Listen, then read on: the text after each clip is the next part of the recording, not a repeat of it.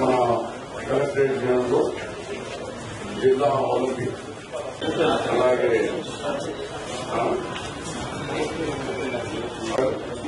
Arun కాకర్కర్ Rajesh sports కు chairman ఉన్న జిల్లా కమిటీ ప్రతి ఒక్కరికి పేరు పేరున ధన్యవాదాలు తెలియజేస్తూ ఇప్పుడే మీరు చరిత్ర చెప్పినారు.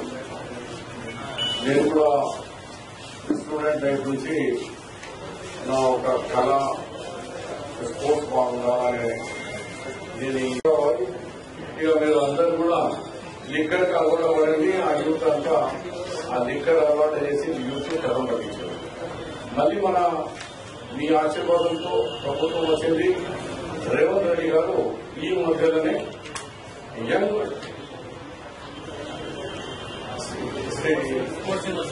యంగ్ స్పోర్ట్స్ యూనివర్సిటీ 500 కోట్ల రూపాయలతో యూనివర్సిటీ అసెంబ్లీలో అమలు చేయడం జరిగింది. దానివల్ల గ్రామ గ్రామాల్లో ఇక క్రీడా గ్రామాల్లో పెడతాం. ఇలా నర్సయ్య గారు నేను చెప్పేదంతా కాదు, కానీ మేము చిన్నగా ఉన్నప్పుడు ఆ స్కూల్ నుంచి పోగానే వచ్చి పుస్తకాలు ఇంట్లో పెట్టి చక్కగా గ్రౌండ్స్ కు పోయేవారు.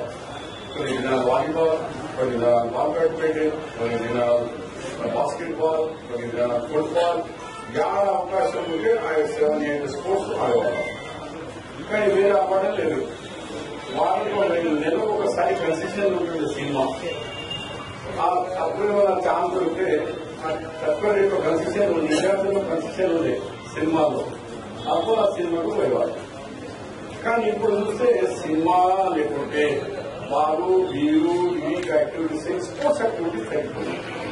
దాన్ని గ్రహించే ఒక ముఖ్యమంత్రి గారు ఈ అడిగి అయిపోతున్నారు పిల్లలు, డ్రగ్స్ కు అడిక్ట్ అయిపోతున్నారు. ఈ డ్రగ్స్ ఆపాలంటే కేవలం అరెస్ట్ చేయాలా, లోపలేయాలా, బాగా పనిచేస్తే అట్లా ఆడడానికి ఆడది. అప్పుడు మనం నక్సలైట్స్ ఎలా కంట్రోల్ చేసినాం? తుపాకీ పని కాదు.